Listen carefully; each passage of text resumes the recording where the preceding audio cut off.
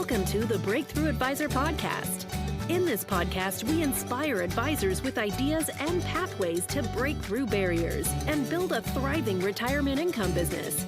We will interview innovative technology developers, business leaders, and successful advisors, then help you organize and execute these ideas to move your business forward.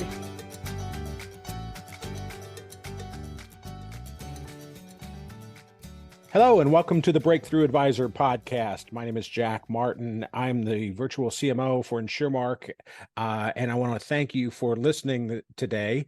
The Breakthrough Advisor Podcast is where lead advisors come to level up.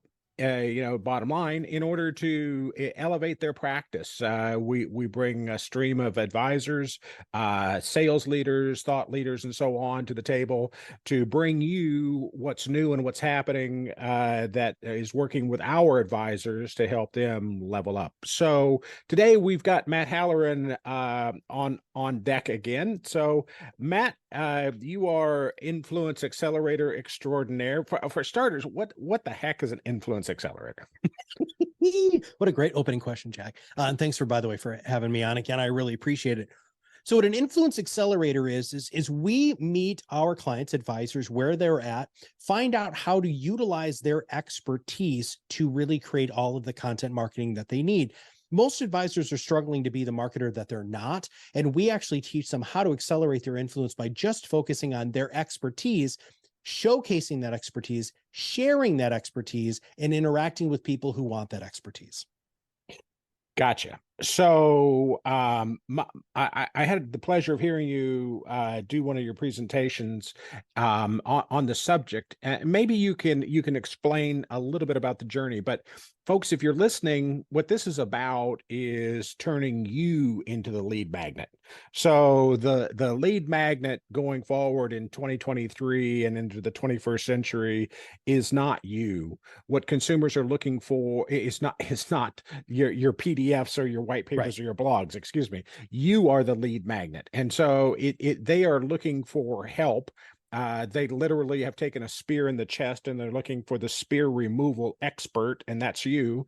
And what Matt and his team have done such a brilliant job of is helping you understand the elements of what it takes in order to accomplish that. So that's the Cliff's Notes. Matt, explain a little bit, put some leaves on that tree. Yeah. So what happens with most people is they're selling to skeptics. So we have something called the influence continuum. And what we do is we help you grow a fan base for people who have the spear in their chest, who really desperately want somebody who they like and trust and feel like they know to pull that out, because they're just not going to go to anybody. That's really truly what content marketing and influence is. It's helping you build relationships with people, stopping selling to skeptics.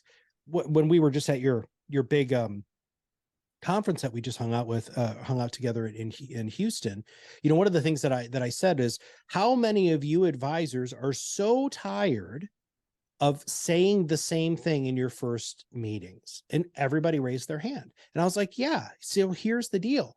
What happens if you could take that content and put it in a packageable, portable, convenient place so that they could listen to that or watch that or read that, and they do that on their own time when it's convenient? That is showing your level of flexibility as an advisor and moves them across that influence continuum to really creating a fan base who calls you and is ready to buy. My favorite thing is when we first started here at ProudMouth, it took Kirk and I anywhere from like 4 to 6 phone calls to close somebody. But now that we've been creating so much content, it's like 2 to 3. So we've cut our amount of sales time in half because people come in, Jack, and they're freaking pre-sold. So a couple of things. So this notion of continuum. So how do I figure out where I am on that, and how do I figure out how to move forward? So how do you figure out where you are on that? Well, we actually have a free tool that is going to be in the link of your show notes here. It's a free 5-minute, very quick assessment. And it basically asks you behavioral and mindset questions. And some of my favorite ones are, it's very, very hard to create fans if you're talking to everybody. Right. So we were at a concert at the rodeo. By the way, I just want all of your listeners to know, you guys put on Just the best event. I mean, we got to go to the rodeo. We got to see a country music concert. I'm not even a huge country music fan, but that country music singer is a perfect, what was his name? Jason Aldean. Is that right? Jason Aldean. Yep. Right. So here's the funny thing. He doesn't do normal run-of-the-mill country music. His is like heavy, hard rock country music. He narrowed from country music, which already limits the amount of people, to an even smaller subset of people who want to listen to something that's a little bit more hard driving. That's the level of focus, because you have to talk directly to your ideal client and use their language. That's one of the fastest ways to really move people from being skeptics to fans. And our little 5-minute quick 20 question assessment will not only really make you think, but will give you a score to show you where you are on our influence continuum. So that's kind of like the annual physical, right? So Yeah. I'm going to get a set of metrics, 98.6, blood pressure under 120, yada, yada, right? And so you're going to come up with a score on that. And then, so then, how do I know what I need to do in order to get healthier? So you get a report, which is actually quite nice. It's this beautiful PDF that breaks down what your score means. Now, you said something, Jack, that I really like, and I'm going to tell my marketing team about this, because that initial, what we call our influence readiness score, which is the short form version, instead of the influence readiness test, which is our long form version. It's exactly that. It's like you go in and you get the nurse takes your temperature and your blood pressure and all of that stuff. But if you really need real work, you need to take our long form assessment, which is 120 questions. It takes about 35 minutes to complete. And it's a deep dive into your marketing, branding, messaging, expertise, all of the different categories that we have in our 7 Rocket Boosters of Influence. And so, some advisors just really want to have that, hey, how am I doing? Take your pulse and take your temperature. And other advisors are saying, I really want to take a much deeper dive into what I'm doing and where my gaps are. And because we have such a much more robust set of questions, we actually have action items. So you take the test, you go to your mission control takes you to the different activities that you need to do to fill those gaps. So that's a much deeper conversation. And I don't know if you want to go there, brother, but that was such a great, my marketing team needs to hear that analogy. So that was good. Well, thank you. No trademark on that. So, okay. So I can go in, I can get the diagnostic. All right. I can figure out, how close to normal I am. And then I've got some prescriptive steps I can take in order to game my score and do better at that. If I remember that best, it seems to me like the last 2 segments of that were credibility, and what was the last one? Credibility, synergy. So, and that's really where I'd like to start today, if I can, because I think that's really a key differentiator for our advisors. I mean, the 19th and 20th century marketing model was, I'm going to, push out a bunch of stuff, and today the way I push that stuff out is through Facebook ads, right? So I'm going to push out a bunch of stuff through Facebook or direct mail that says, you have a pain point. We're going to talk about your pain point. Okay. Mm-hmm. And how you can solve that. And so I fire that out to a bunch of people. But what that's missing is explaining to them why not my spreadsheets, not my computer programs, not my book knowledge, why I am a good source for them. So how do credibility and synergy come into play in terms of becoming more of a 21st century marketing guy? Well, I love I don't remember who actually, you probably remember the person who actually said this, nobody will buy from you until they like and trust you. Right. And so what we're really doing is the spreadsheets, the pie charts, the bar graphs, all of the things, the calculators that advisors think are what's going to draw people to them. It's not, it's the Jackness. It's the Mattness, right? People want to do business with people they like and trust, right? That's what they want to do. And so what we want to be able to do through the credibility and through, actually, it's pervasive throughout all the Rocket Boosters, is really distill your personality and what makes you unique and different. Oscar Wilde said, you might as well be yourself because everyone else is taken. And I believe that so many advisors are still trying to be somebody else, and this is why they struggle so much. But the advisors that are truly allowing themselves to be their own loud, to unapologetically be themselves, that's where everything freaking changes. The other thing too is this. What most people are doing right now with the whole idea of all of ours, but really with synergy and credibility specifically, are the fact that they're push marketing. They're talking at people, Jack.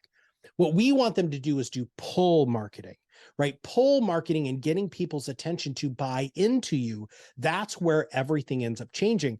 Credibility isn't the alphabet soup after your name.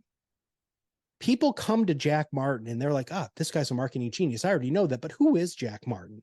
That's what is happening with your clients and your prospects. They already assume, since you have the financial advisor moniker after your name, that you're already somebody who understands financial services. So that's a given. That's a commodity. But what isn't a commodity is you as a human being and how you get your you-ness out into the marketplace. Gotcha. So this whole thing about being a trusted authority, right? Is that what we're talking about? Yeah. Being a trusted authority is really the brass ring we're going for, right? So part of it, and I think this is really a compelling notion coming out of the pandemic, okay? Because the whole idea of remote work and being able to meet advisors on Zoom and do business with them through Zoom, I think really brought the whole trust issue and authority issue into play. And so what I hear you talking about in terms of credibility and synergy is creating an ecosystem, that's social media, people, web, digital, social ads, all of that ecosystem that says, hey, Matt's the guy. It's when you're trying to remember, when you take the spear in the chest, you're trying to remember who the spear removal guy is, right? Yes. So it's pretty easy then for me to turn to my neighbor and say, hey, who's the guy? And right. Is that what we're talking about here? Well, yes, we are absolutely doing that. And so even with that, though, there's another step. So you go to your neighbor and say, I got a spear in my chest. Who's the spear guy that you use? They're going to say, well, it's Jack Martin. They're still going to Google the hell out of you, Jack. They're not going to just take your neighbor's word for it. They're still going to Google. And so some of the other 7 rocket boosters that are important to talk about here is not just credibility and synergy, but it's also authority. It's also expertise. It's also sharing, right? So when you look at the rocket boosters and how they're all supposed to fire together, the idea here is it has to be all of these things together. Now, you had said something else there that I want to address with that, which is, the kind of the who, what, when, where, and how. So let's talk about the neighbor. So you go to the neighbor. Holy crap! I got a spear in my chest. So what they're going to do is they're going to go ahead and then they're going to go back to their house. They still have a spear in their chest, and they're going to Google Jack Martin. What shows up can't look like what everybody else has. Now, you still have to showcase your expertise, Jack. Absolutely. You still need to have the alphabet soup and the education and the social proof that you are who you say they are. And during COVID, what ended up happening was a lot of people became experts. They were Google foo, and their Googling was better than doctors and lawyers.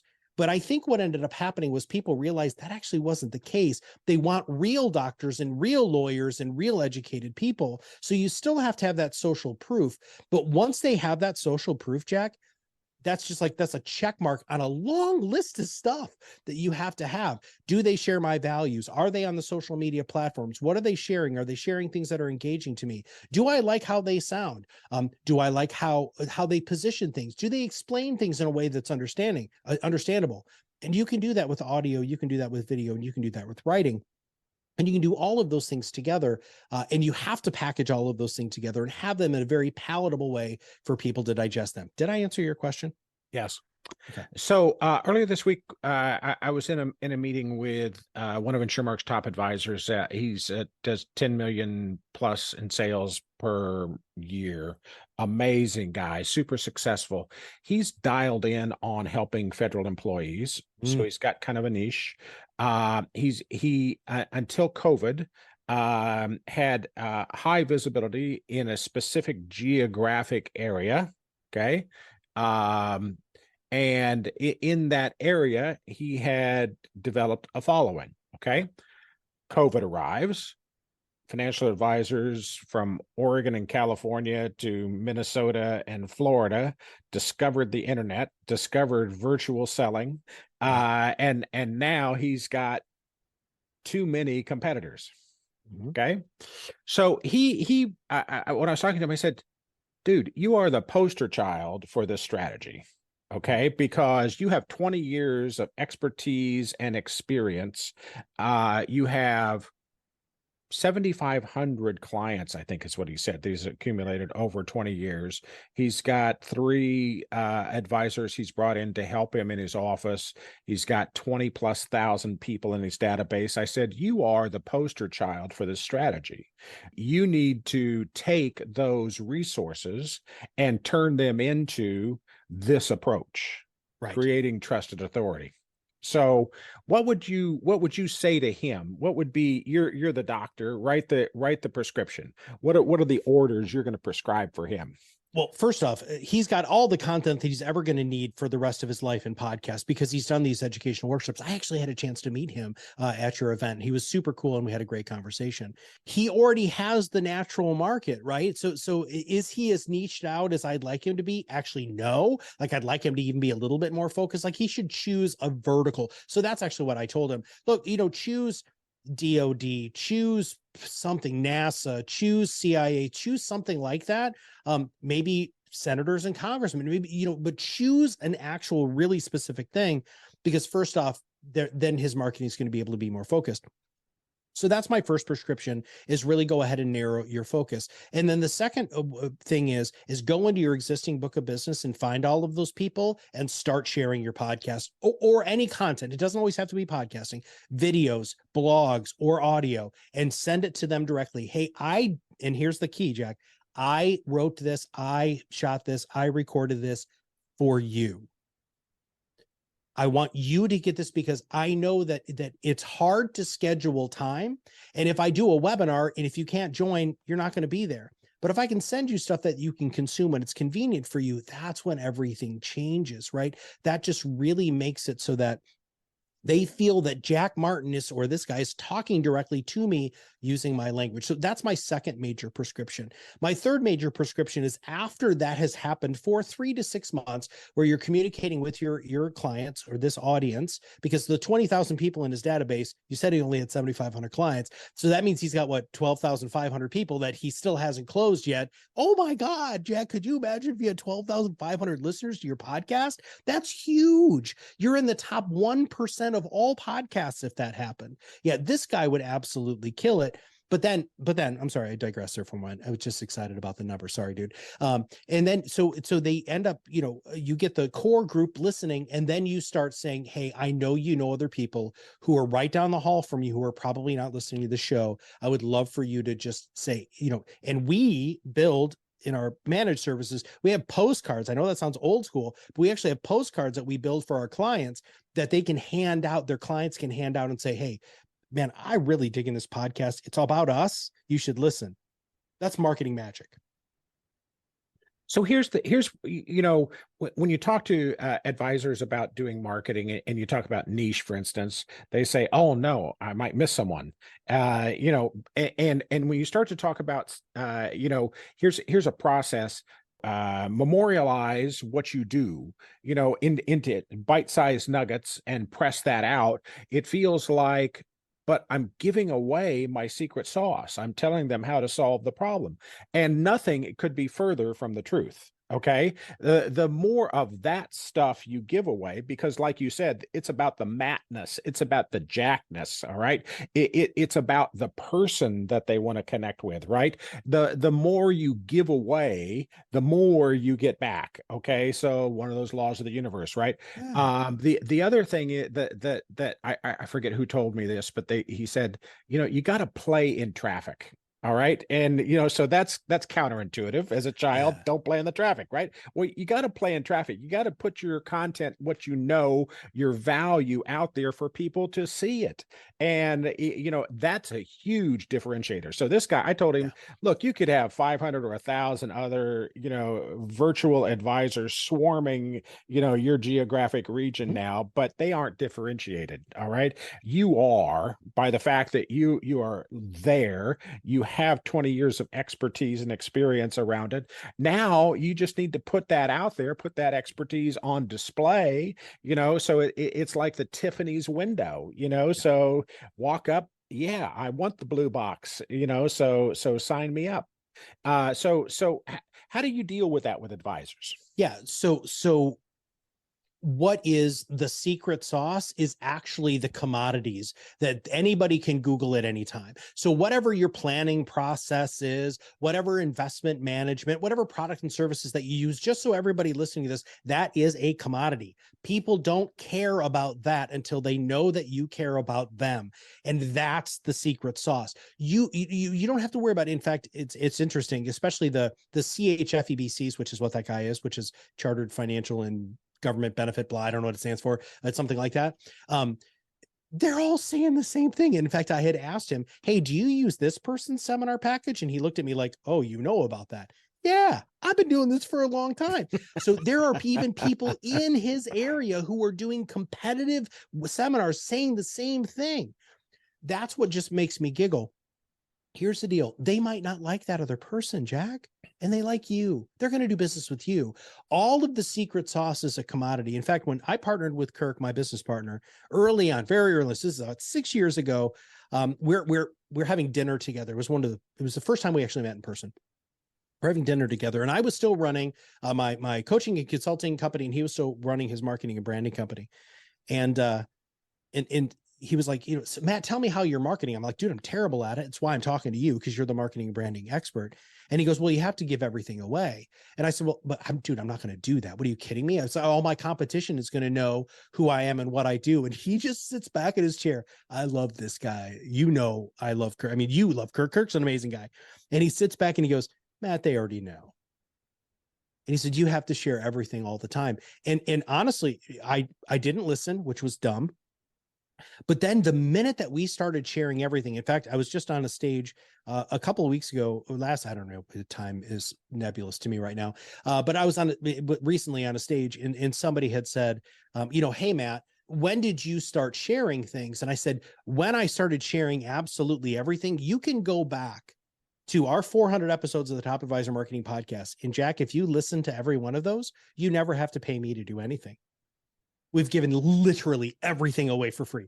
Every process, every system, every technique, every idea, how to edit stuff, how to create, everything. We've given away over 400 episodes. And people are like, well, gosh, I don't really want to have to listen to 400 episodes. Can't I just hire you to do it? I'm like, well, yeah, that'd be freaking sweet. But honestly, we give everything away, everything. Even in our academy, the free version of our academy, Jack, which everybody who's listening to this will have access to at the end of the show.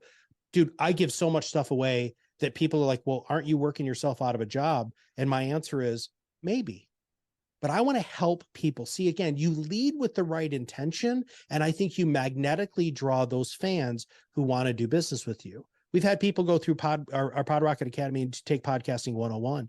And Jack, what ends up happening is they get about 6-7 modules in, and then they call us and they're like, well, holy crap, I can't do this on my own. Well, you can if you finish the modules. But yes, is that the highest and best use of your time? And Jack, you talk about that a lot with your peeps. Like, is this $1,000 an hour job, or is this a $50 an hour job? Should you really be doing a $50 an hour job? And some advisors just don't want to rescind that control.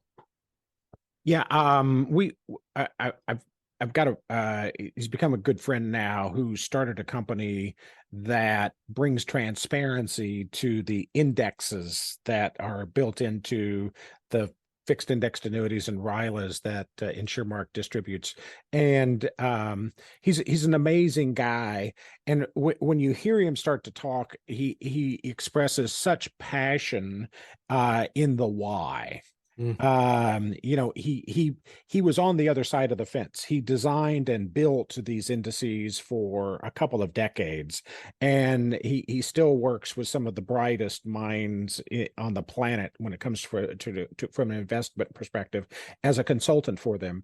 But he said there isn't enough transparency. People don't know what they're buying. They don't know what they should be buying. And so he said, we're really focused on outcomes. And the reason I tell that little story is because when you were saying the planning stuff is a commodity, sharing that, you know, is the first step, but you need to be sharing it in a way that shows your passion and your integrity and your authenticity. Okay. So if you were to write the white paper on how to do Matt and Kirk's job, you know, it might not land the way it will land when you watch the podcast, right?